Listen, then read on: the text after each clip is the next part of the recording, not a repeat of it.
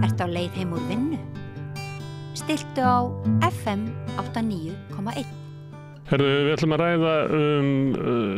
sveltistefnu eða niðurskurðarstefnu. Kannski erfitt að finna svona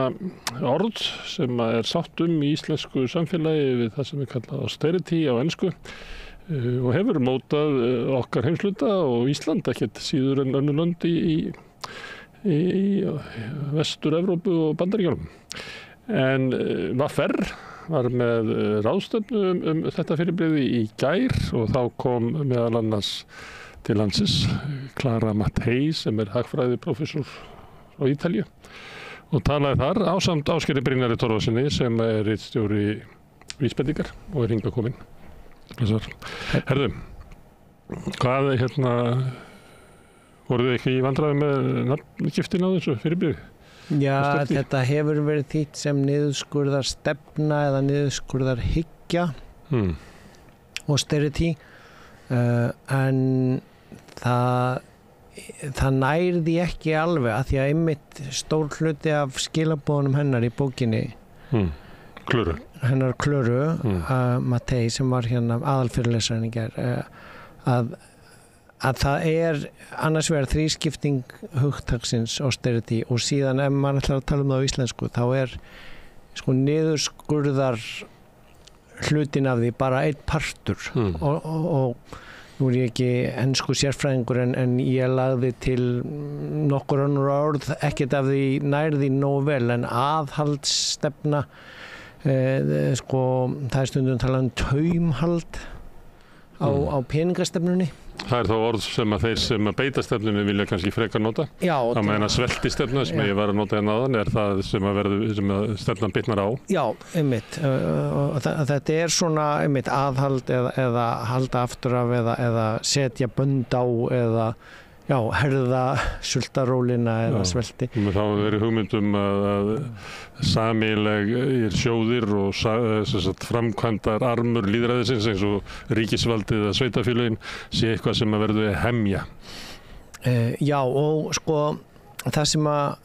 sem að Klara gerir í bókinni. Þetta ekki aðhald gagnvart einkarekstri. Þetta ekki aðhald gagnvart. Nei, og kaupum Samherja og öðrum útgerðarfyrirtækjum. Sýnir fram á þetta oft dýrara. Ég meina eins og við höfum rætt hér áður það þegar ríkið selur einhverja eign og leigir síðan húsnæði til staðinn. Það ekki séns að rekna það til að það verði til bóta fyrir ríkið. Nei, það miklu dýrara. En það hins vegar þjónar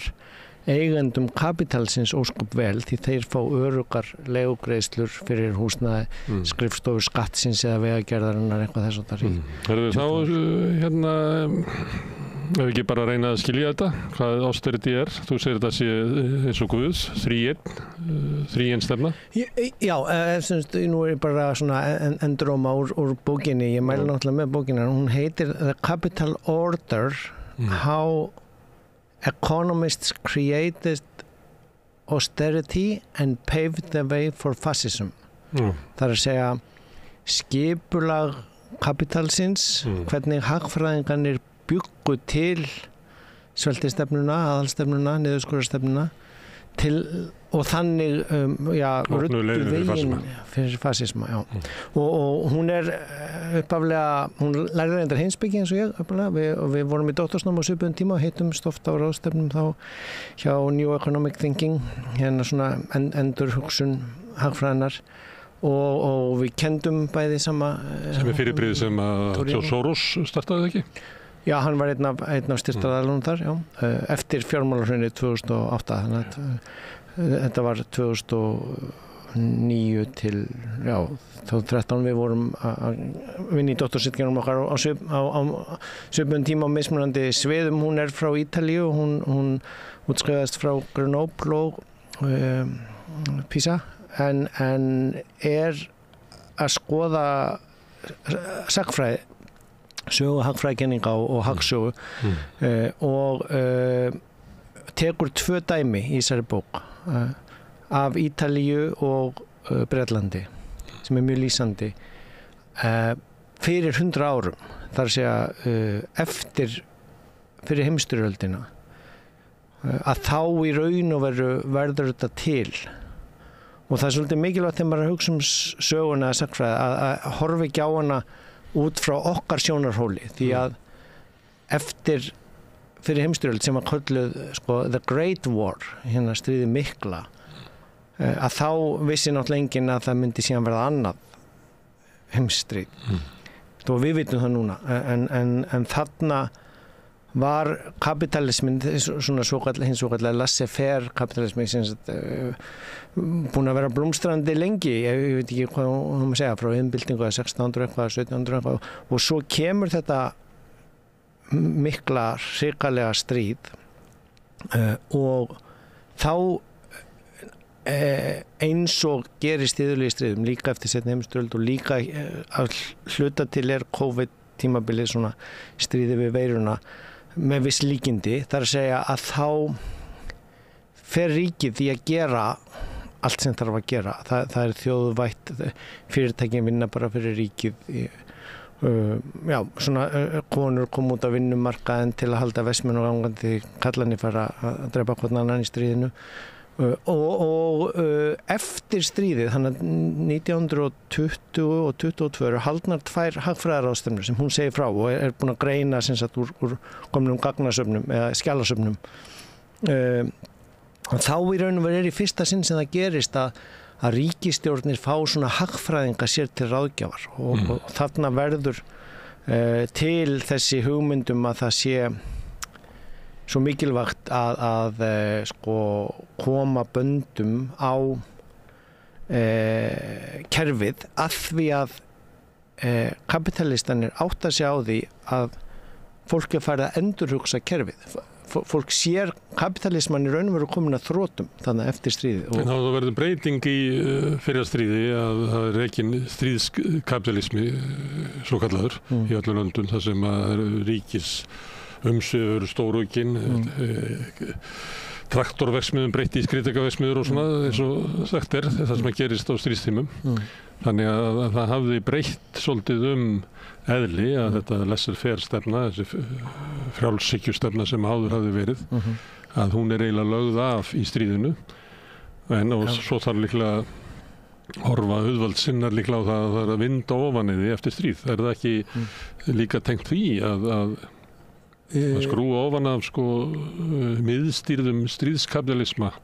stríðsárana? Jú, að vissu leyti en og þú ættir eiginlega að fá kannski hann Svein Mána sem hefur skrifað grein 100 ára afmæli niðurskurðarhyggjunnar á Íslandi. Já, ég hef fengið hann. Já, þú fengið hann, já, frábært. Þannig að ég ætlaði að skjóta hérna inn að hann hefur bent á það að það sem þú ert að tala það sem hagfræðingarnir komu og fóru að innleiða niðurskurðarstefnu út í heimi 22, að ég held að séu fjárlögin 2024 á Íslandi bera öll merki þess að það er bara heiftarlegu niðurskurðarþingið var það kallað og það voru íslenskir fulltrúar þarna á þessum fundi í Genúa og Brussel og þetta verður til Jón Þorláksson sem hérna fyrsti formaður Sjálfstæðisflokksins held ég. Fyrsti formaður Sjálfstæðisflokksins. Var þarna stóð fyrir þessu á þinginu og andstæðingarnir kölluðu þetta Sláturfélag Suðurlands nr. 2 hérna. En aftur til að setja smá hérna sögulegt samhengi þar. Eftir stríðið tvöfaldast íslensku fjárlögin held ég tvisvar ár eftir ár, það fær ekki búa hér til vegi, ríki að borga mönnum laun í vegavinnu. Ísland dettur inn í svona nation building gír. Já, og sama... Skiljanlega eftir 1918 þegar það eru komin hérna völd til Íslands, að þá fara Íslendingar í það sem önnur lönd höfðu gert löngu áður, sem þetta er kallað nation building, ég veit ekki hvað kallað á Íslandi, það sem ríkisvaldið nota til þess að byggja upp öfluga atvinnuvegi, öfluga innviði, mennta fólk og byggja heilbrigðiskerfi, kemur miklu seinna hingað en var að byrja þarna. Já, og klára fyrir við það í bókinni líka hvernig velferðarkerfið eru búið til í Bretlandi þarna á þessum tíma eftir 1920 og það sem að gerist og hún lýsir voða vel með í fyrri hlutunum á bókinni að spila fram þessum tveimur sögum frá Ítalíu og Bretlandi og ég færi það eins rauk fyrir þannig í mínu innleggi á þingina hugsalega gæti Ísland orðið svona þriðja keysið í útgáfu 2 af bókinni eða ef við crowdfundum þýðingu á henni, það var nú gert í Svíþjóð, hún var að koma út hún hefur verið þýdd held ég á 12 tungumál núna þessi bók og í Svíþjóð var bara að safna saman peningum til að fjármagna þýðinguna en það var auka útúr það sem hún sko sýnir fram að fyrirlutunum er þessi sögulegu dæmi og tekur í raun og veru sko, Ítalíu og Bretland og sko að því að þar Ítalía þannig á þessum tíma svona fasíst sko stjórn Mussolini að koma og síðan ertu með eitt elsta þingræðisríkið í heimi Bretland og svo verður rosaleg sko uppsveifla verkalýðsbaráttunum til dæmis í Torino þar sem að Fiat-verksmiðjurnar eru, Skotlandi á Bretlandi þannig og sko fólk á svona tímum eftir stríð og ég meina við sáum þetta vissuleyti í Bandaríkjunum eftir COVID sérstaklega, það 15 miljón manns held ég sem bara fóru ekki aftur út á vinnumarkaðin, bara ég ætla ekki að vera að vinna í þessu láglauna starfi, þú veist, COVID breytti hugmyndunum og þannig þess vegna þar búið að vera skortur á vinnuafli og samhengi við að þeir byggðu líka vegg við landamærin suðurinu þar sem að var mjög mikið að vinnuafli að koma og þannig að þetta hristur upp í kerfunum og það sem gerist og hún lýsir vel í bókinni að sko kapitalistanir, þeir eigendur kapitalistin verða hræddir og fara og sko skipuleggja sig til að verja sína stöðu og austerity eða þessi hugmynd niðurskurðarhyggjuna eða sveltistefnuna kemur þaðan í raun og veru til þess að verja kapitaleigendur og þess vegna kallar hún bókina líka The Capital Order. Það svona samfélagsskipulag auðvaldsskipulagið og við þurfum að muna að sko kapitalismi er frekar ný hugmynd í sögu mannkyns og það sem hefur tekist á þessum síðustu 100 árum að láta fólk trúa því að raun og veru sé þetta eina skipulagi sem gangi og þó það sé ekki í hennar rannsókn hennar bók, ég meina eftir seinna stríði síðan kemur náttúrulega nýfrjálshyggjan með Montpellier Society-inu þú veist og baráttan kalda stríði við að útrýma sósíalismanum í heiminum til því það sé hættulegt. Þú segir þetta sé viðbrögð sem byggði á ótta auðvaldsins gagnvart uppbyggingu verkalýðshreyfingar og það er náttúrulega almennu kosningaréttur er svona að byrja að hafa áhrif á pólitíkina á þessu sama tíma. Við þekkjum þá sögurskýringu að eftir stríðsárunum eftir seinni heimsstyrjöldina að þá hafi auðvaldið kosið eða neyðst til að láta undan kröfum verkalýðshreyfingarinnar með því að byggja upp velferðaríki af ótta við það að missa völdin að þeir þyrftu í staðinn fyrir að mæta sósíalískri verkalýðsbaráttu af hörku eins og þeir sömuleyti gerðu að þá eru þeir að gefa eftir ótta við það að annars yrði bara völdin tekin af þeim. En þannig er þetta að taka dæmi af sko sveltistefnan sem er notuð sem vörn af ótta við það sama en er eiginlega þver öfug leið. Hvernig gátu menn talið sér trú það að þetta yrði leiðin, við getum ekki að tala Íslands sem dæmi, þetta eru fjárlögin 24, 27 missa borgaraflokkarnir völd á þingi og það verður minnihlutastjórn Framsóknarflokksins studd af Alþýðuflokknum sem að fer einmitt að innleiða ýmsar aðgerðir í menntamálum og heilbrigðismálum sem að hafi verið gert fyrr í öðrum löndum. En hvernig, akkur eftir fyrra stríð þá taka þeir sveltistefnuna, eftir seinna stríð þá taka þeir svona, ég veit ekki hvað að kalla þetta, svona kristilega demokrata línuna að taka þátt í því að byggja upp velferðaríkið samkvæmt kröfum verkalýðshreyfingarinnar. Já, kannski hafa menn orðið hræddir við fasismann. Ég er ekki alveg, ég kann ekki þessa sögu nóg vel, ég hef ekki stúderað hana sko, en ég er búin að lesa þessa bókina hennar Klöru vel og það er áhugaverð pæling og framhalds rannsókn. Ég var líka að að ræða það við Sveinmána þannig gæra eftir á að sko Marshall-aðstoðin sem kemur hingað og uppbygging þjóðfélagsins með þeim peningum í framhaldinu mjög áhugaverð að skoða í sögunni að því hér náttúrulega mjög svona sterk trú á mikilvægi þess að vernda kapitalið og að fólk, verkalýður eða skuldarar þurfa að taka á sig byrðarnar eins og við erum að sjá núna meðan að það er áliti nánast sem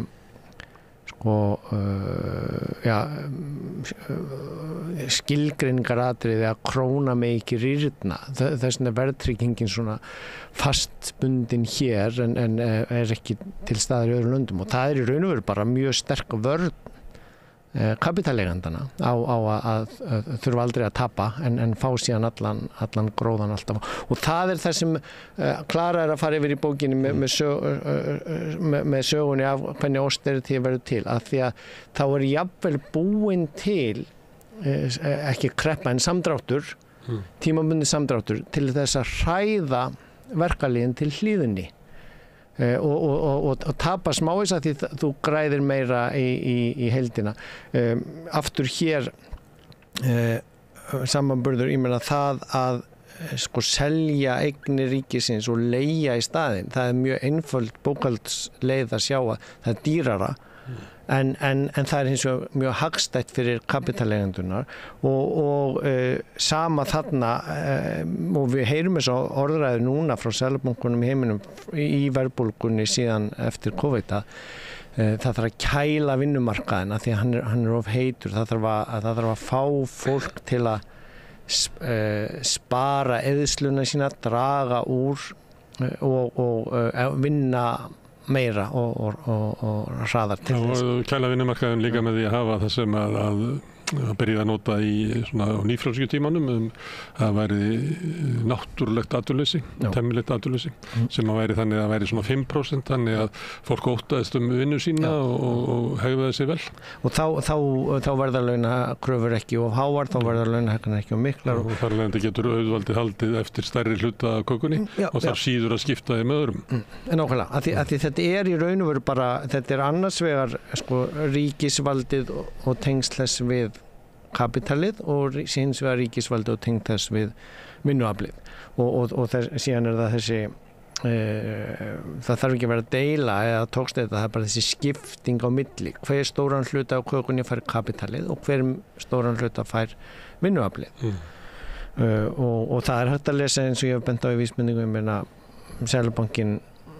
skrifar það þegar hann var að verja að hér var ekki græðgisverðbólga fyrir hendi að það var nú bara 3,6% hækkun á hlutdeild kapitalsins eða sem hagnaðarins í þjóðarkökunni en það fór úr 36 upp í 40 eða 39, og það 10% hækkun á því sem kapitalinn til sín og skerði þar leðandi kjör launafólks sem því nemur að þau fái minni hlutdeild af aukinni landsframleiðslu sem að kannski verður að hafa í huga þegar við vorum að tala hvernig kapitalistar eigna sér framfarir og fleira þetta verður til svolítið í innbyltingunni þar sem að leysist úr læðingi geta til meiri framleiðslu líka notkun á jarðefna, eldsneyti og öðru slíku að þá verður til svona auka arður og síðan hefur baráttan staðið það að hver á þann arð og það náttúrulega frá sjónarhorni kapitalistana þeir telja sig eiga þetta, þeir hafa búið þetta til þeir hafa fundið upp olíuna og fundið upp allt sem að einhverju máli skiptir og er alltaf reyna að samfara okkur það en þeir eru náttúrulega fyrst og fremst þau sem að ná til sín arðinum af tæknibreytingum, samfélagsbreytingum. Já, og einmitt eins og kemur fram í bókinni, hún sýnir fram á hvernig jável hægt að tala kapitalistana að því það var komið með einhvern veginn svona neikvæða ára á sig það orð og þá fara að tala frumkvöðlana og fjárfestana Adam og Skáld sagði Matti Jó í vonum að finna eitthvað skára orð og þetta sem sagt það að læra af sögunni þetta og það í raun og veru svolítið, þegar maður lesta núna, bókin kom út fyrir tæpum 2 árum sko. Þannig og það var mjög hressandi að endur lesana núna því ég las hana þegar hún kom út og og hún er eiginlega og þess vegna er hún búin að fara svolítið sigurför heiminn og þýdda mörg tungumál af því að hún sagan, þessi 100 ára saga er mjög relevant í dag út frá mörgu sem við sjáum verðbólgunni líka og baráttunni við hana og en ég þarf eiginlega að koma inn í umræðuna kjarnin úr síðan punktunum hennar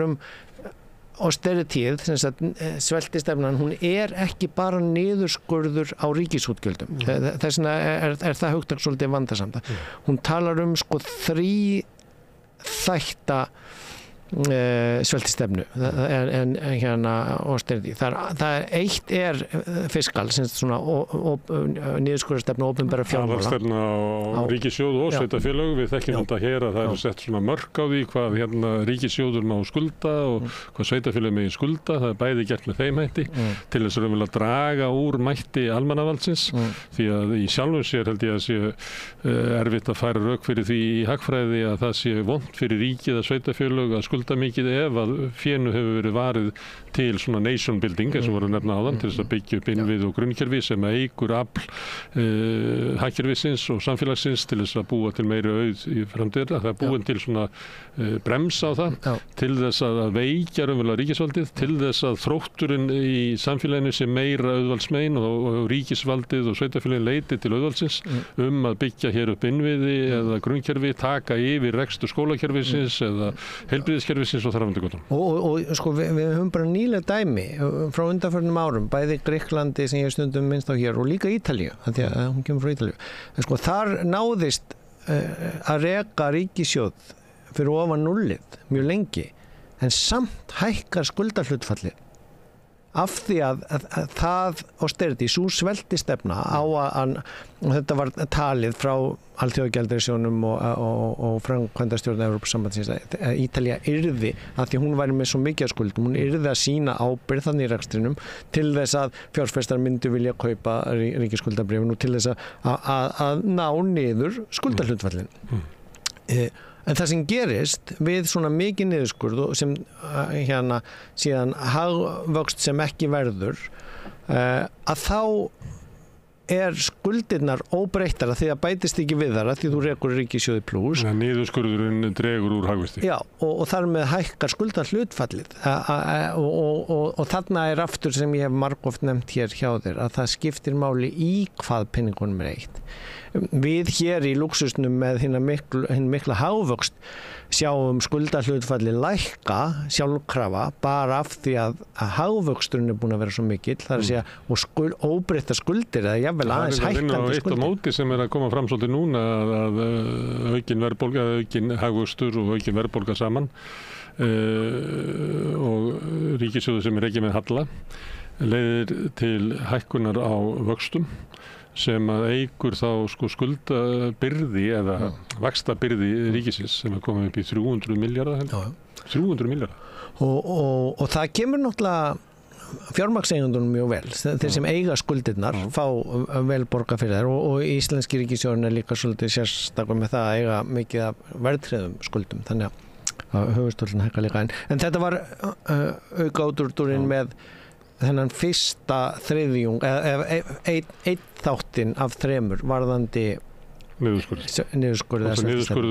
Loforðið er það að það bæti stöðuna til lengri tíma með því að minnka skuldabyrðina en þú ert að segja að það er mörg dæmi þess að það gerist ekki vegna þess að niðurskurður dregur úr hagvexti sem að þá eykur hlutfallslega skuldabyrðina sömu skuldir verða hærra hlutfall af minnkandi landsframleiðslu. Og svo þar ekki getur þetta verið bara lífshættulegur niðurskurður, getur bara drepið fólk. Já, en þetta er bara það sem að orðið niðurskurðarhyggja gefur fyrsta tenginguna við niðurskurður og opinberum gjöldum. Síðan hins vegar er líka monetary austerity, það er að segja peningamálastefnuleg niðurskurðarhyggja. Og hvað þýðir það? Hún felst í því að hækka vextina til dæmis sjálfstæði Seðlabankana hugmynd sem kemur þarna fram á þessum tíma og að þeir hækka vextina og þetta hefur við séð hér til þess að lækka verðbólgu segja þeir og við sjáum hversu mismunandi það gengur en það í raun og veru bara verið að færa fjármagnseigendunum meiri ávöxtun með hinnum hækkuðu vöxtum og leggja síðan sveltistefnu eða aðhaldsaðgerðir á skuldsett fólk og heimili og fyrirtæki náttúrulega líka þannig að þar Þannig að megin verkefni í Seðlabanka í okkar heimsluta eru að verja auðinn og þó það kosti samfélagið gríðarlega sársauka eins og við erum að upplifa núna með hækkun vaxta. Já og þá verði ég aftur að útskýra verðbólga levelbreyting, hún ekki gríla eða hún ekki eitthvað óstjórnlegt eða hún ekki eitthvað sem heldur áfram endalaust nema reyndar hér á landi heldur hún áfram ótrúlega lengi vegna fákeppni og fleiri þátta en það ekkert óeðlilegt eftir stríð eða stríð við veiru eftir öllin miklu útgjöld að það komi verðbólga. Ég tala nú þegar það verður síðan innrásarstríð í Úkraínu og orkuverð fer upp og það hins vegar spurning hvernig brugðist við til að fá hana niður og ein leið til að borga fyrir stríðið hvort sem það fyrri heimsstyrjöldin eða seinni heimsstyrjöldin eða kostnaðurinn á COVID, það sem að flæddu peningar úr ríkissjóði meðal annars til fyrirtæki til að styðja þau og fólk til að fólk myndi ekki missa vinnuna eða til að fólk heldi vinnunni að hluta til greitt af ríkinu, hlutabótaleið. Þetta allt snjallar, góðar hagfræðilausnir til að lifa af faraldurinn efnahagslega eða lifa af stríðið efnahagslega, þú varst ekki í baráttunni. En það sem verðbólgan gerir og það talaðum á ensku, það aldrei talaðum á íslensku, það bara verðbólgu skattur. Þetta í raun og veru skattur á kapital, fjármagnseigendunum. Þeir borga skatti með rýrnuninni á sinni. Ef að Seðlabankinn gripi ekki inn í. Já. Ef að Seðlabankinn gripi ekki inn í þá kæmi bara út af auknum útgjöldum og þá kæmi verðbólga sem að myndi draga úr verðgildi eigna. Já. En til þess að verja það sem að megin hlutverk Seðlabankans í undir auðvaldsskipulaginu að verja auðinn að þá fara þær að hækka vextina til þess að láta skuldara greiða þeim sem eiga fjármagnið það sem að þeir annars hefðu tapað. Já. Það ekki? Jú, þetta meiri sé hægt að taka þetta ennþá lengra eins og eftir, það reyndar ekki bókinni á henni en eftir seinna stríð þá var í Bandaríkjunum mjög mikil útgjöld og Marshall-aðstoðin var reyndar ekki skatttekjur senda til Evrópu heldur bara peningur búin til en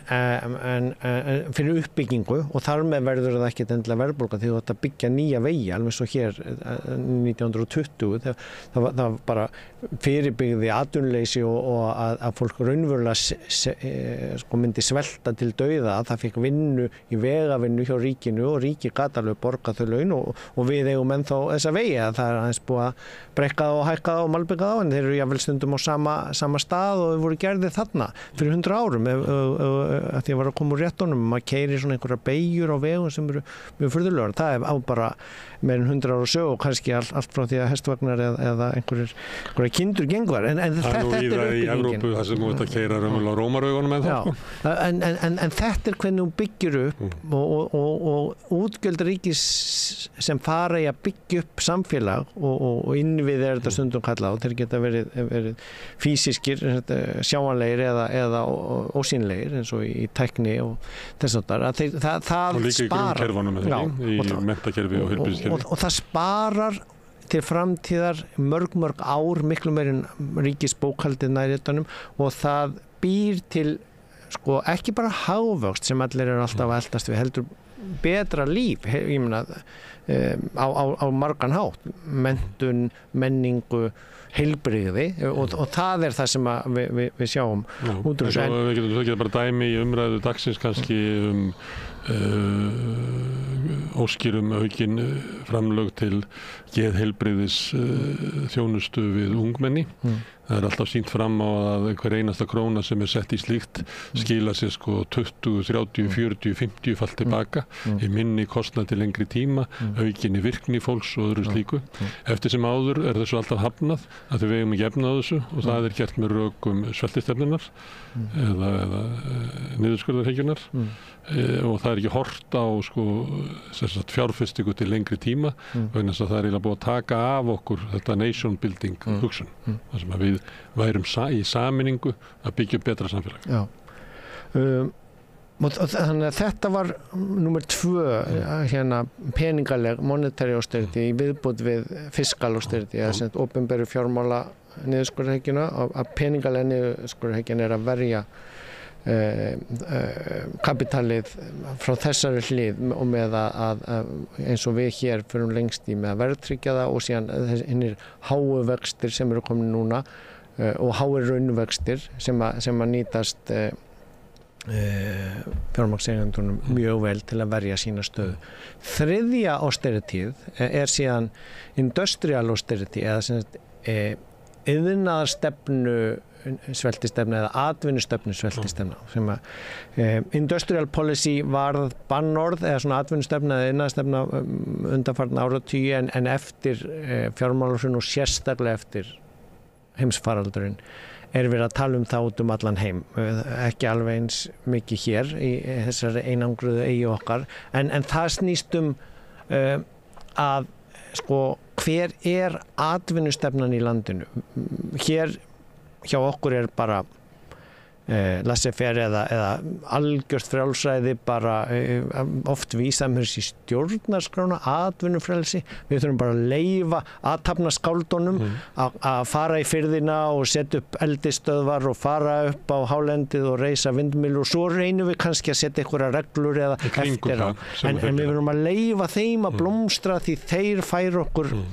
auðin og auðlegðina og velsældina bara með því að fá að ganga þarna. Og fyrst setjum við bara vilda vestri í gang og svo búin til reglur í kringum það eins og braskararnir vilja hafa þetta og það eru mörkin á milli hins opinbera eða almannavaldsins og einkageirans. Það það sem að einkageirinn markar sér. Já. Og þú getur fengið tímabundin mikinn hagvöxt út úr svona. Og sérstaklega reiknar ekki tjónið sem að þetta veldur en önnur lönd sem aðeins hérna svona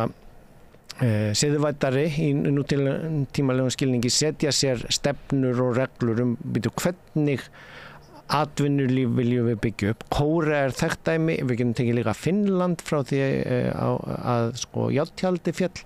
þegar Nokia svona klassísk saga það sem hérna var svona iðnaðarfyrirtæki sem var að búa til gúmmístígvél og dekk og hérna og það bara Japan eftir stríð Japan eftir Evrópa eftir stríð og Bandaríkin á fyrstu áratugum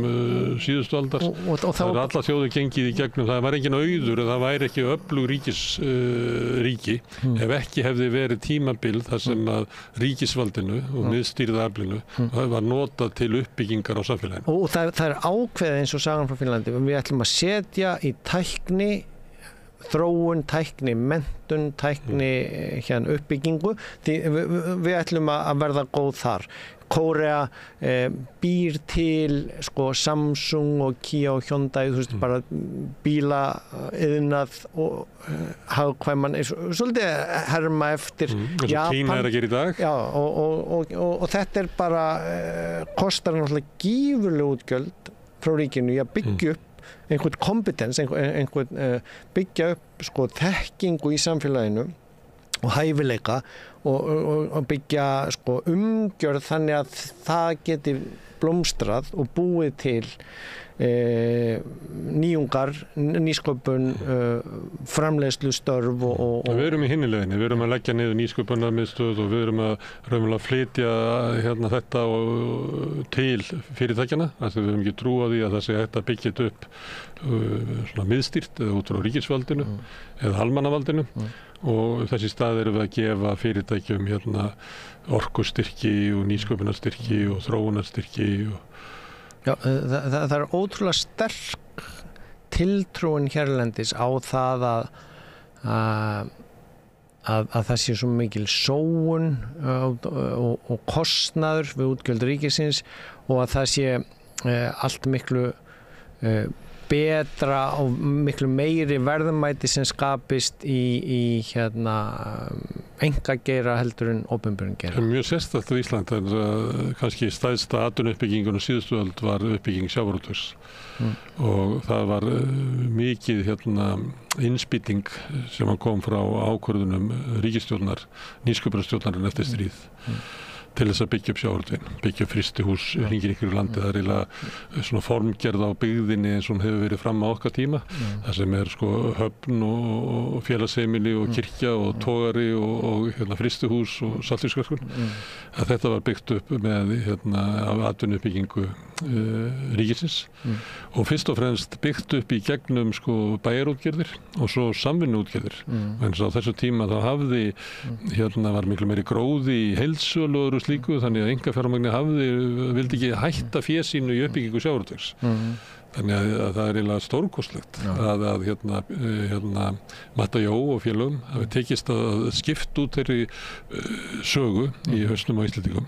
En það hafi fyrst og fremst verið athafnaskáld sem hafi byggt upp sjávarútveg á Íslandi. Tekið þessi dæmi þess að fáu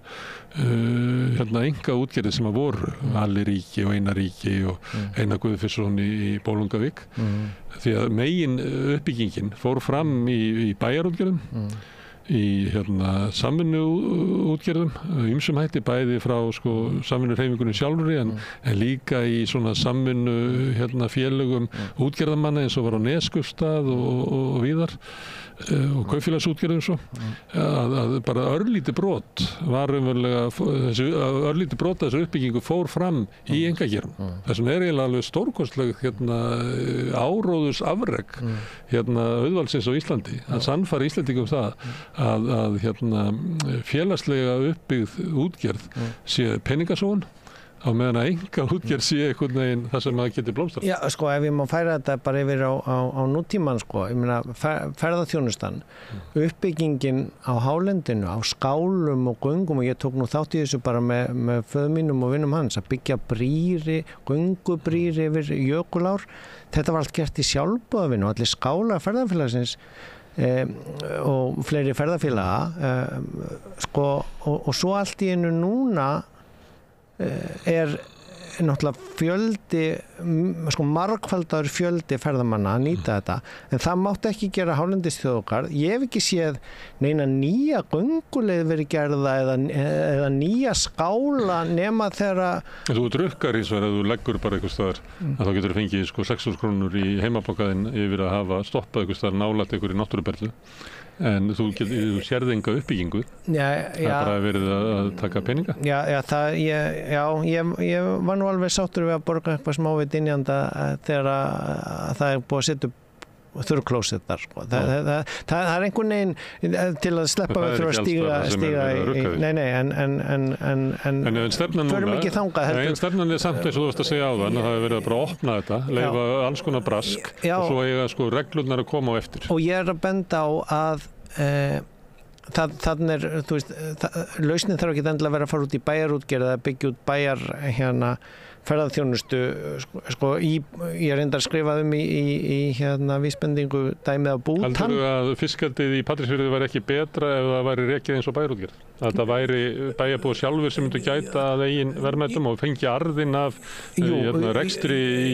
fiskeldi í firðinu sínum inn í sitt bæjarfélag eftir að það verið flutt til Noregs? Ég ætla ekki að, ég var bara að flytja þetta frá bæjarútgerðinni í gamla daga og það getur vel verið ef að það hefði komið miklu betur út. Við værum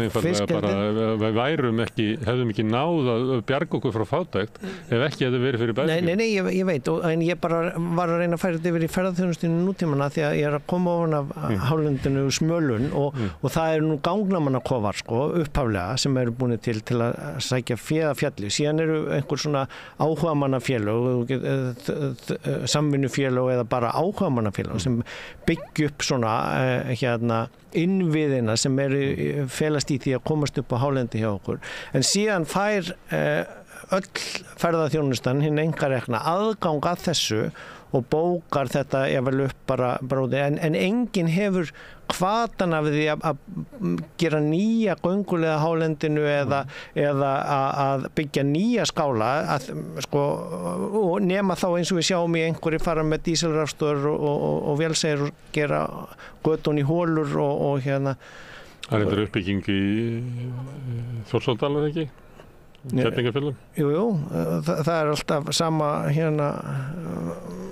félaginu runnið held ég, svo uppbygging þannig að þar er dæmi einkaframtak sem kemur og fær í gegnum skipulags en sko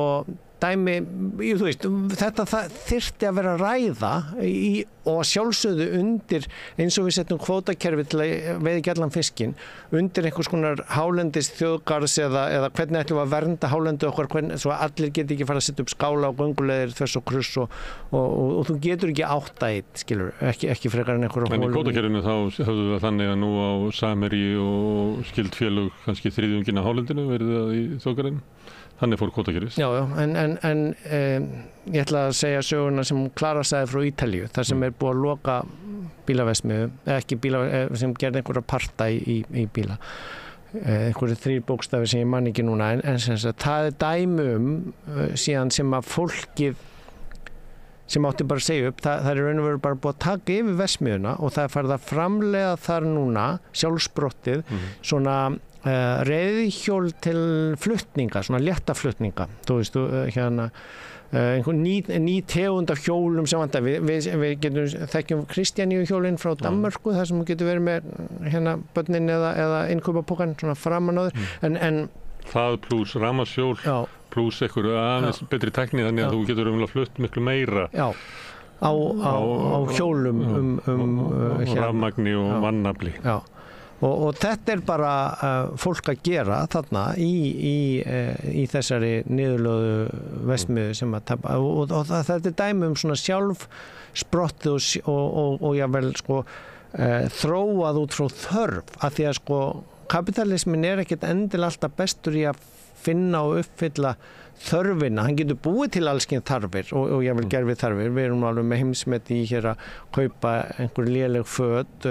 duði ekki til að fá H&M hingað heldur, erum við núna farin að kaupa ennþá dýrar og ennþá lélegra frá Kína gegnum einhverjar sendingar, sko framhjá reglu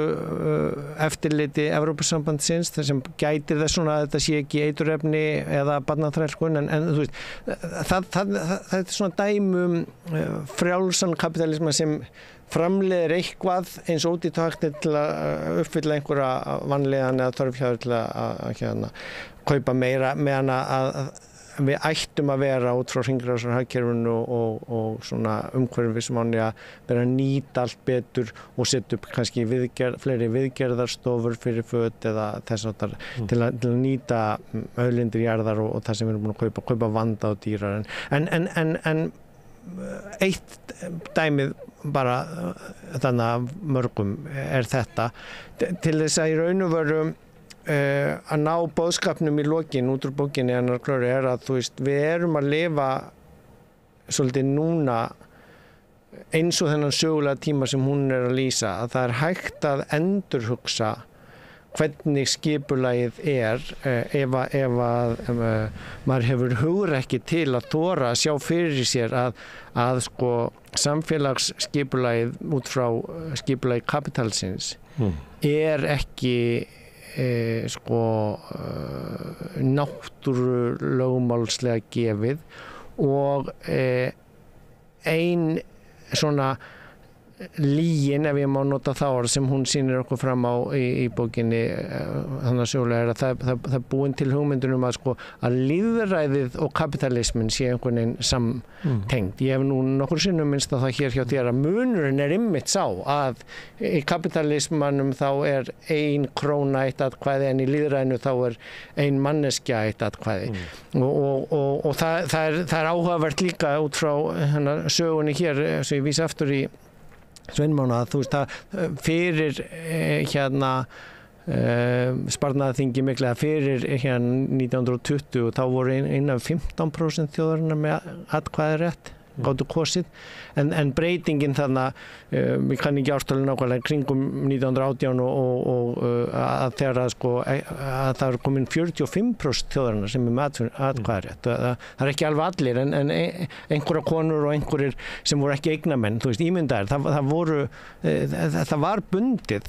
við það að vinnuaflið þar á þeim tíma var bara svona eins og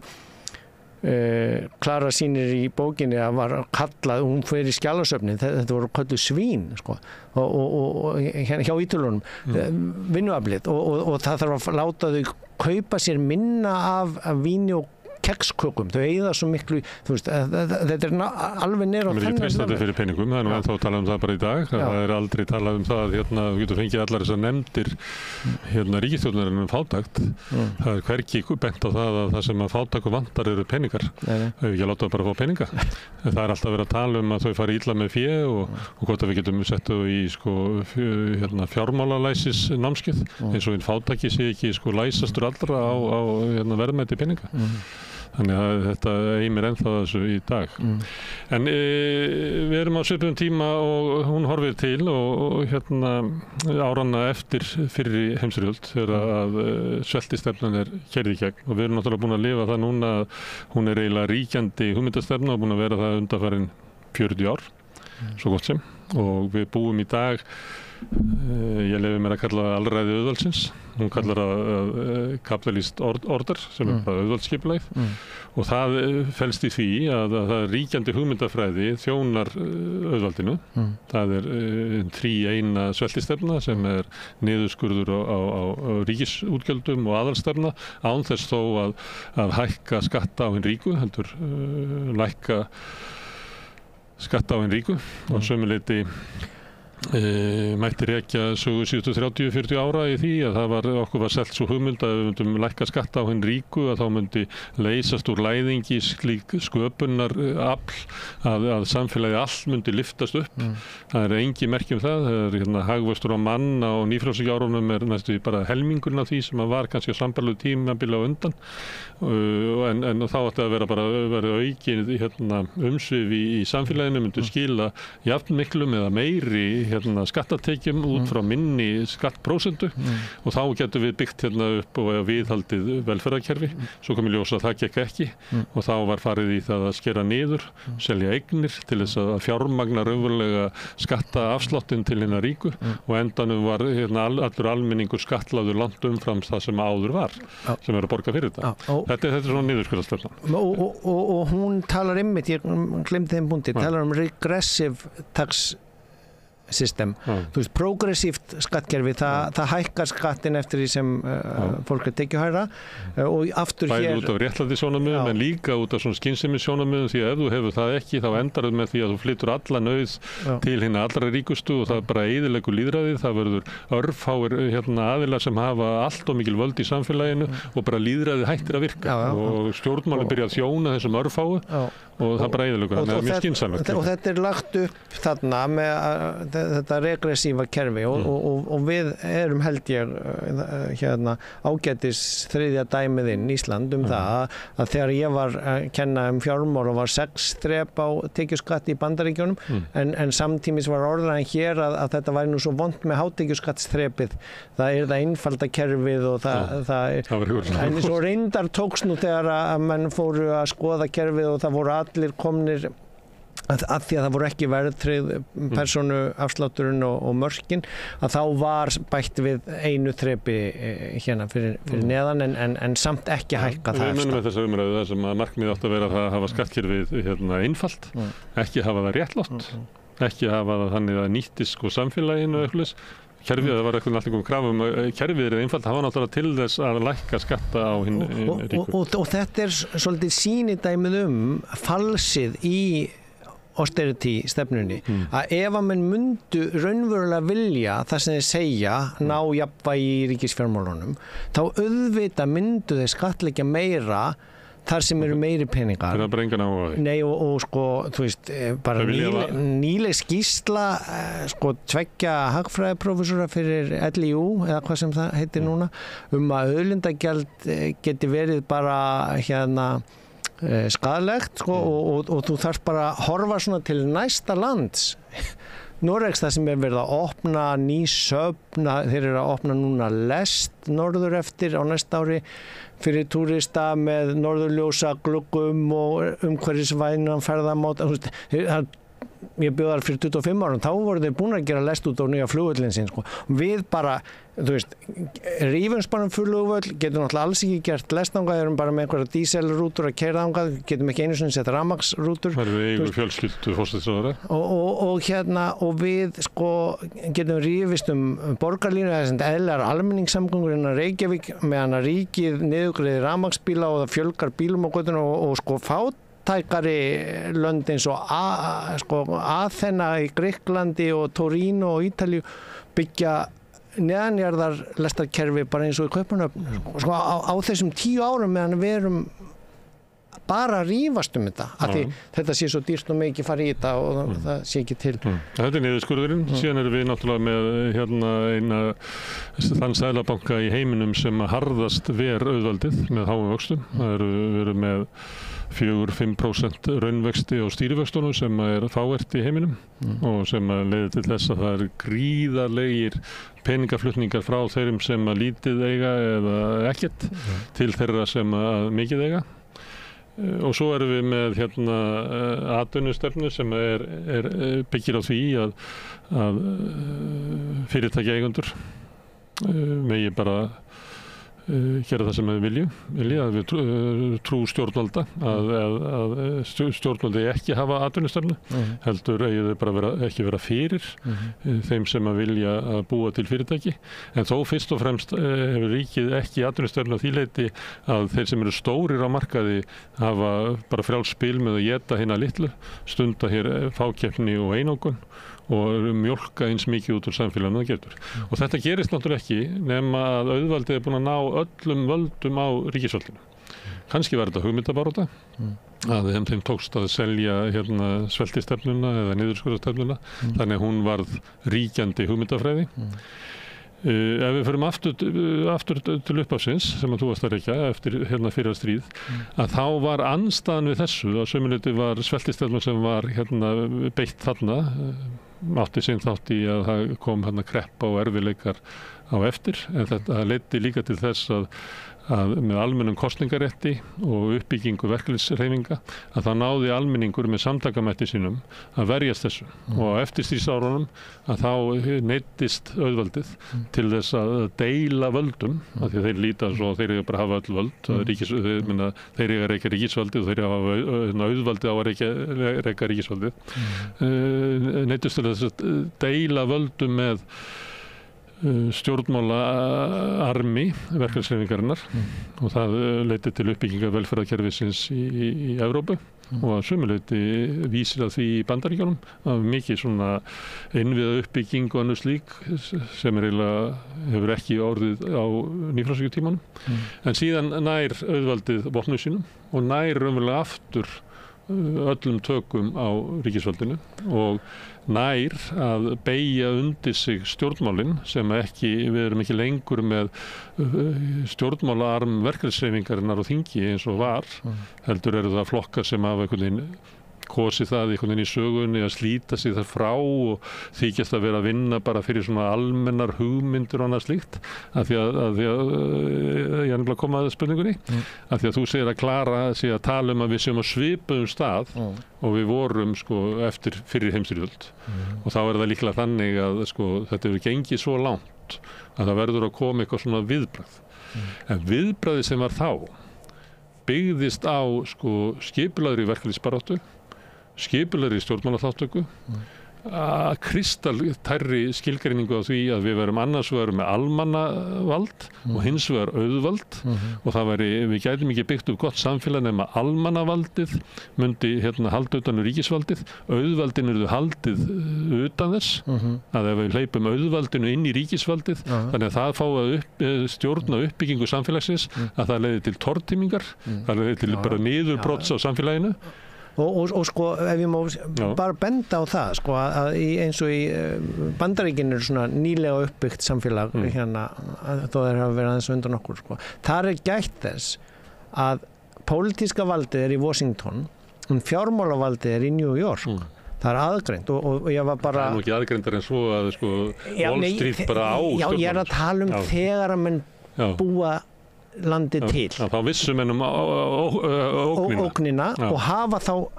aðgreind á milli. Ég meina, Milano fjármálaborg í Ítalíu og Róm hérna stjórnmálaborgin. Þú veist, bankarnir í Milano eins og bankarnir í New York en pólitíkin í Washington. Og Westminster og City nú dæmi sem aftur fyrir kapitalisma. Og sko meira í Noregi, ég var að sjá bara áminningum það var hérna, þegar Seðlabankinn í Noregi var stofnaður, að þá var hann settur í Þrándheim. Og ég kann nú ekki söguna nóg vel hvort að Noregur tilheyrði þá Svíþjóð að einhverju leyti hérna, en þú veist, og Oslo hitt Kristjaníu, en sem pólitíkin var í Stokkólmi og Kristjaníu eða í hérna í Oslo, en þú setur hérna þá þegar þú stofnar Seðlabankann þegar Noregur að verða, væntanlega að rífa sig frá Stokkólmi og verða sjálfstæð þjóð eins og við rífum okkur frá Kaupmannahöfn og verðum hérna, að það einn liðurinn í að verða sjálfstæð þjóð er að fá Seðlabanka en þarna höfðum en þó fjarlægð á milli og hún fer aðeins yfir það í kaflanum Bretland hvernig sko það hvort að Englandsbanki eigi að vera í sko opinberi eigu eða ríkiseigu, það nú bara mjög nýlega sem að Englandsbanki varð aftur í opinberi eigu og stjórn þannig að sko þetta bara mjög mikilvægt að átta sig á þessari sögu og skilja hina sögulegu þróun til að fatta stöðuna sem við erum í svo það náttúrulega að hugsa upp nýtt. Það var aldrei þótt góð hugmynd nema bara á allra síðustu árum að eiginlega sameina auðvaldið og ríkisvaldið. Þannig að auðvaldið eigi að reka ríkisvaldið. Nei, það er raunverulega staðan sem við erum í dag. Og ég hef bent á það dæmi og sagt við fólk svona, ég nefndu bara það sem að þingið að afgreiða. Þú ert með hérna það sem að auðvaldið fer fram á, lagabreytingar. Svo eru svona sjálfsagðar réttarbætur fyrir almenning og þær komast ekki inn í þingið. Af því að við erum með svona kerfi sem hættir að virka og það kannski það í þessari hugmyndabaráttu en kannski það út af einhverju öðru en náttúrulega auðvald gríðarlegt vald og fólk getur bara reynt að ímynda sér það hvernig fólk hegða sér í kringum sko auðugt fólk að það bara hallar sér einhvern veginn upp að því og ég meina stór hluti af menningunni á vappi þar í kring og allir að bíða eftir ykkur af því að peningar eru gríðarlegt vald og þess vegna hefur verið í gennum tíman að aðgreina þetta tvennt. Það verðum að hafa sko ríkisvald sem að getur beislað auðvaldið ef við getum ekki sett það yfir. Þú getur séð einkavæðingu bankana í þessu ljósi líka og hversu mjög það liggur á að koma öðrum ríkisbankanum alveg í einkaðalaðina og þú sér það á hvernig hægt að hérna láta ávöxtunarkröfun á ríkisskuldabréfunum spila inn í þar og þetta er náttúrulega bara samspilið á milli sem ég var að tala hér hjá þér áður með hlutverk Seðlabankans annars vegar sem bankana og hins vegar sem banka ríkisvaldsins og já, þetta er bara mjög svona skýr birtingamynd þess sem við erum að horfa upp á núna hversu mikið velferðaríki kapitalsins Ísland með sinni verðtryggingu og uppbyggingu á fjármálakerfinu og gjaldmiðlunum og síðan hugmyndafræðilegri trú á bæði hvað peningar eru að því það í raun og veru það sem Klara að gera með bókinni Capital Order Kapital social relation hinn kapitalíska uppbygging eins og hinn samfélagslega uppbygging og kapitalið ekki neitt nema vegna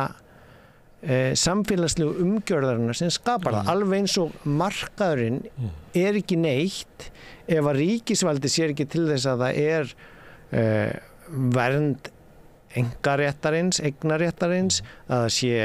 gjaldþrotaferli, það séu dómstólar. Ef þú tekur allt þetta burtu, að þá virkar ekkert á neinum markað. Ef þú hefur ekki reglur og eftirlit samkeppni, þá virkar það ekki. Þannig að þess vegna þetta samspil á milli. Hvað ríkið og síðan þá markaðurinn og vinnuaflið. Ég held að síðan nú raddir meðal hinna allra ríkustu í heiminum sem eru að bara fara út úr þessu kerfi. Það sem að til dæmis þegar Elon Musk að tala Bitcoin og slíka myntir, þá hann að tala að taka seðlaprentuna-valdið af ríkisvaldinu og flytja út á markaðinn. Og það telur hann vera svona eins og lýðræðisaðgerð, því að óvinnurinn almannavaldið og ríkisvaldið og þannig hann eiginlega að boða svona Mad Max veröld, þar sem hinn ríki bara ræður öllu. Þannig að þær raddir finnst mér vera ansi sterkar núna. Þannig að þetta með það að þú veist að það voru skattar sem byggðu upp Rómaveldi og allt það skipulagið og New Deal og allt þetta að til þess að hafa blómlegt atvinnulíf og blómlegt samfélag að þá verðum við að efla ríkisvaldið og innviði og annað slíkt. Ég held að sé bara við sem komum svo langt í nýfrjálshyggjunni og þess vegna kannski hún að tala fasisma eða eitthvað leys að við erum að fara út úr þessu kerfi sem eftir stríðsárkerfið yfir í eitthvað annað, gæti verið svona fasismi, gæti verið bara svona auðjöfra anarkismi. Hún vitnar í þannig ræðu Mussolinis þar sem hann að segja í sinni pólitísku baráttu, við getum ekki gefið öllum allt, ég verð að lofa því að eyða minnu, því að það hinn ábyrga stjórn og kapitalistanir elskuðu Mussolini. Já, Jón Þorláksson tók upp slagorð Mussolini í stétt með stétt og hefur það einhvern orðið í Sjálfstæðisflokksins sem að margir í Sjálfstæðisflokknum eru að biðja að þetta fasíska slagorð verði nota oftar. Já, við verðum að fara varlega með F-orðið en þetta vel þess virði að fara yfir þessa sögu og skilja hvernig þetta verður til og síðan í nútímanum að skilja hvernig hins samfélagslega uppbygging tengd uppbyggingu kapitalsins og þá þurfum við að skilja eðli peningana líka því þeir eru líka eins og kapitalið samfélagsleg úr sáttmáli hugmynd, þeir eru ekki gull eða hlutur og